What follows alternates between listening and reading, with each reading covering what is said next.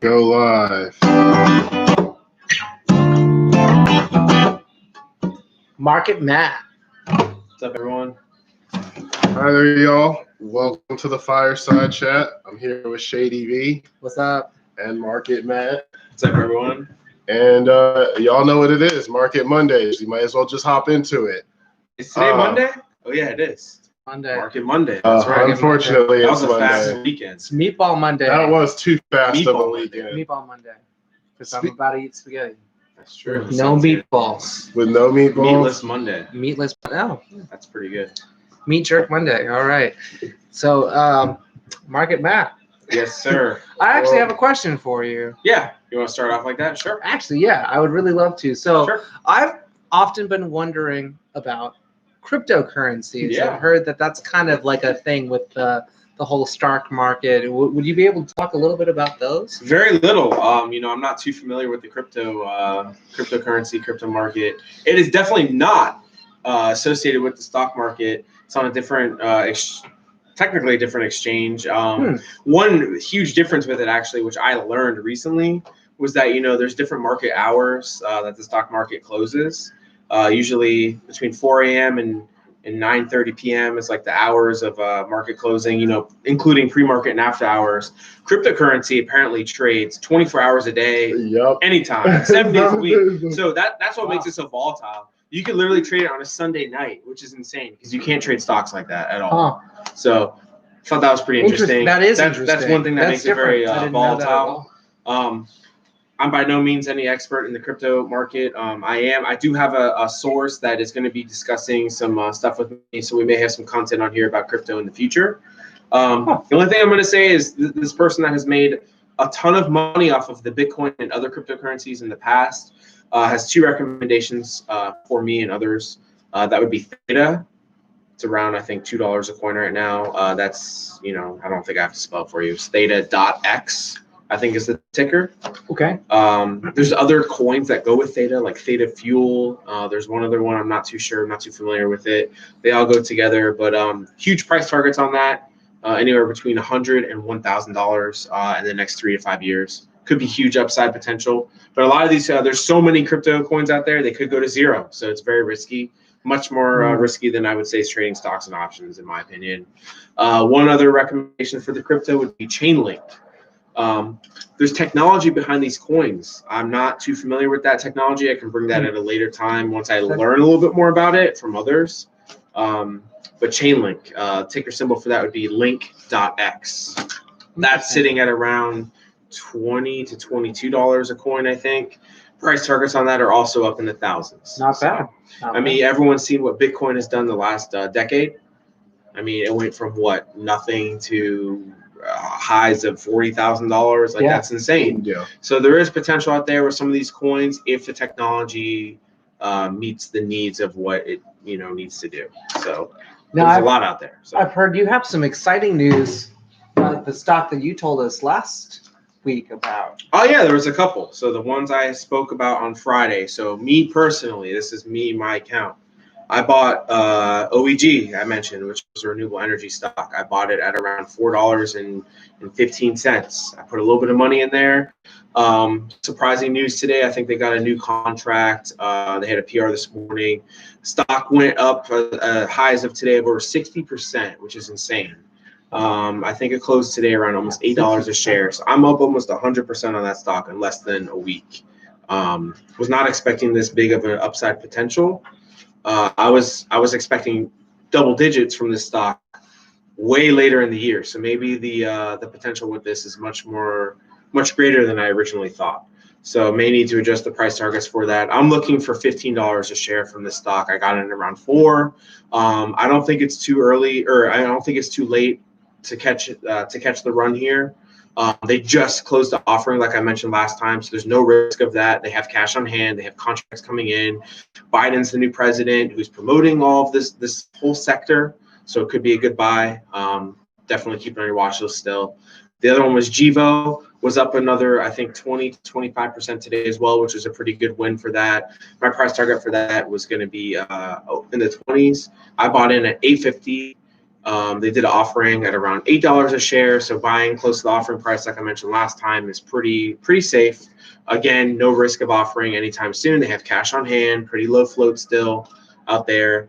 I think today it closed around almost $13 a share. Again, not too early to buy in. I maybe start light, on the position, and then kind of go from there. Yeah. So those are the two that I recommend last time. I know I recommended others last time, but those were the two that really took off the last couple of days. Was very surprised to see that. So very good though. Yeah, definitely a wonderful Monday. Yes. Thank you, Matt. Great Monday. That's Absolutely. awesome. Yeah. I hope you So- guys happen to get in on some of that. Hopefully you did. There'll be more stock picks in the future.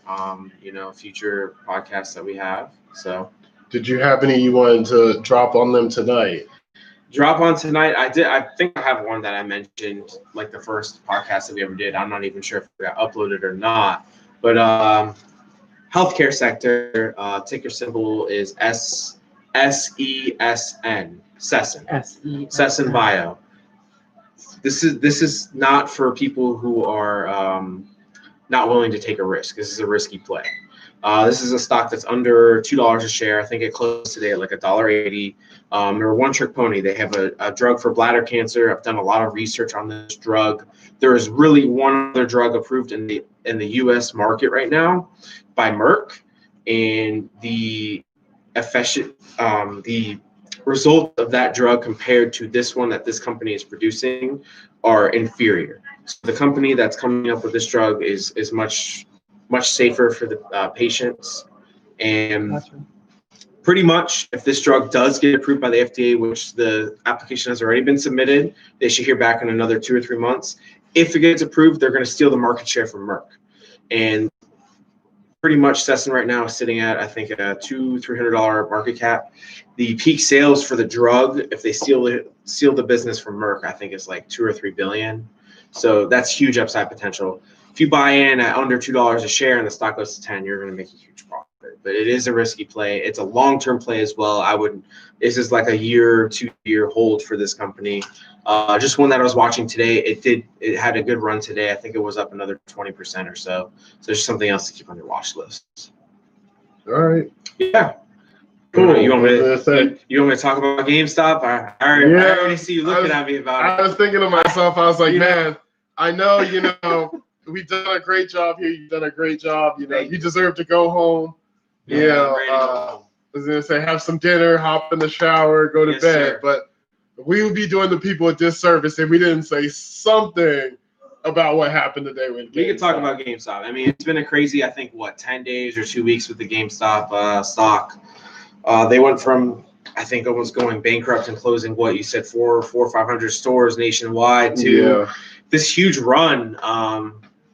Honestly, I mean, I think it's mostly a short squeeze, which would be, a lot of people borrowing shares to short the stock, which means that you bet the price is going to go down, and they're borrowing the shares, and there's only a limited amount of shares in the float. So then massive amounts of buys are coming in, which is driving the price up and then forcing the shorts to cover their price. A little confusing. There's been some insane price targets given on GameStop as well. I saw a joke article today. I thought it was real first, that Kathy Wood, who is a fund manager for ARK, gave a $4,000 price target to GameStop. And I actually think that some people thought it was legitimate. So that kind of drove the price up a little bit too. Maybe this article being out there and artificial price targets being given for the GameStop. I personally will not be trading GameStop. I'm just kind of watching on the sidelines to see. I think it's pretty crazy. I was in GameStop last week for a short options trade. It was very, very small. I put in, I think, like $50. I made like a couple $100 off of it. I could have held it longer. For some reason, I just didn't. It was kind of like a fun, play trade for me just to kind of see. I did make a little bit of profit on it, but for my advice to everyone is kind of just wait on the sidelines right now. I think that GameStop needs money. They were struggling. I think they're going to have an offering soon. I think, whatever offering price they have, I'm sure the stock will hover around that price. I don't know what it will be at. I know they went from highs of $100 and something today and then closing to like the high 60s. And then after hours, it went up to $80. So it's just all over the place. Fun to watch.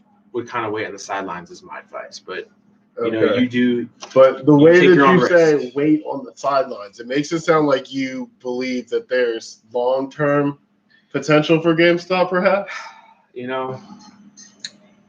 For right now, no. I'll It's kind correct of like a myself. wait and see. I'll correct myself. Wait and see. I'm not going to say anything right now as far as long term or not. I haven't done as much research on that, but I originally thought that the business was dying. Maybe they're going to come up with something else. I know you mentioned the other day that you were thinking that GameStop was going to come with like an online platform or something like that potentially.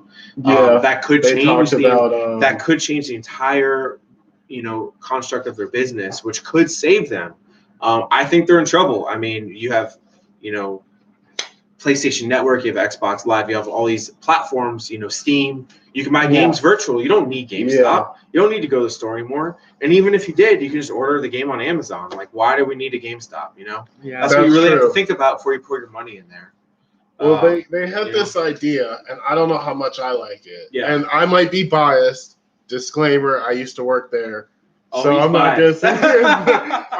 say and say I hope that those SOBs go out of business. Yeah. But no, the truth is, they say that they're switching it to the idea of like a game lounge. So, like for example, I can see that. With like COVID, I mean, we might all come together. Yeah, it would be more of like an after COVID thing. Yeah. We might come together and say we're gonna form our own Call of Duty team, and it's like the three of us plus three of our other friends, and we're one team.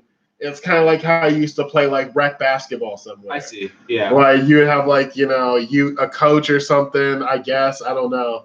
And then you would like have like your game would be scheduled. You'd be like, oh, okay, we have to go to GameStop at 4. We're playing so and so's team. I don't know. Yeah. But it's almost like it's an interesting idea. Once again, with online gaming and the fact you can just compete with people and log in and you can be in the comfort of your home. Yeah. I don't know how well it's gonna work. Maybe irrelevant right now. I mean, with how everything is virtual, digital. I mean, Yeah. you may not need it.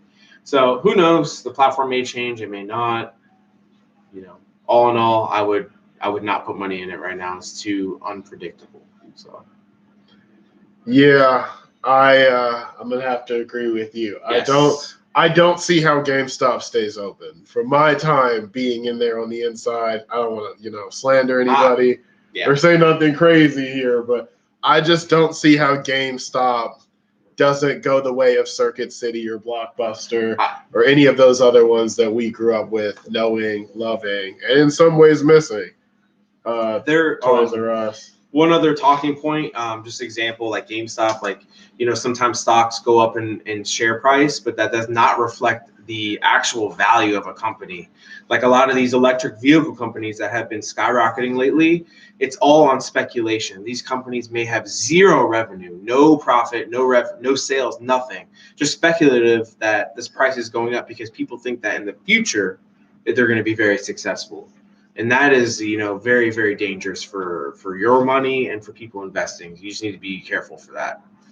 Can we dive into that some? You say there's a lot of electric vehicles that are more speculation. Yeah, there's so many companies out there. Would you say that that's what's happening with GM and Ford right now? No, not. No? I mean, those are very long-term, situated companies. I'm talking about more like these SPACs or Solo. Like Solo. Oh, or, okay. Like Fisker. What's another one? There's so many out there. There's another SPAC, which is that helps a company go public without doing an IPO. They do a merger, the ticker symbol changes. I think I mentioned it in a previous one.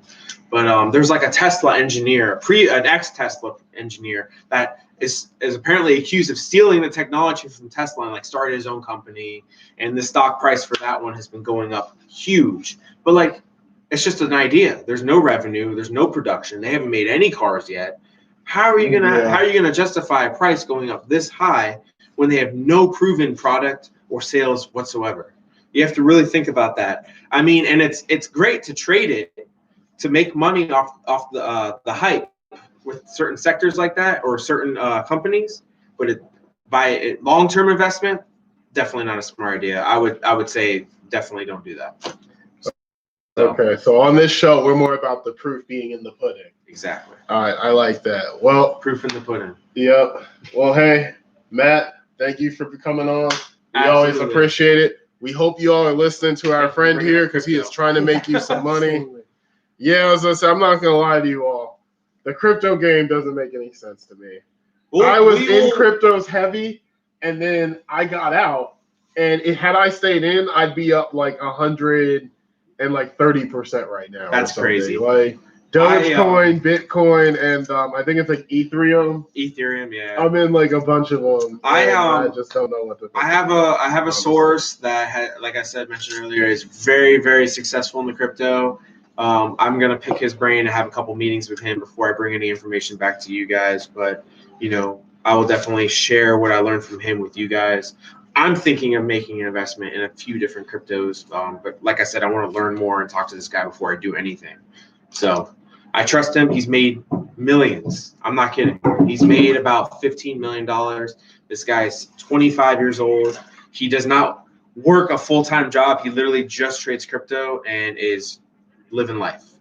So living La Vida Loca. living La Vida Loca. I like that's So, honestly that's that our is the goal for you. Exactly. As your virtual roommates, we want to see you succeed when we succeed. I want to say we're set up like that one firm I saw a commercial for on TV, but when you succeed, trust me, Matt succeeds, and Matt succeeds when you succeed. That being said, Shade, do you want to play us off? This has been Market Matt. Ooh, I like that. On Market Monday. Thanks for listening, guys. Thank you, everyone. That That was great. Yeah, that was fun.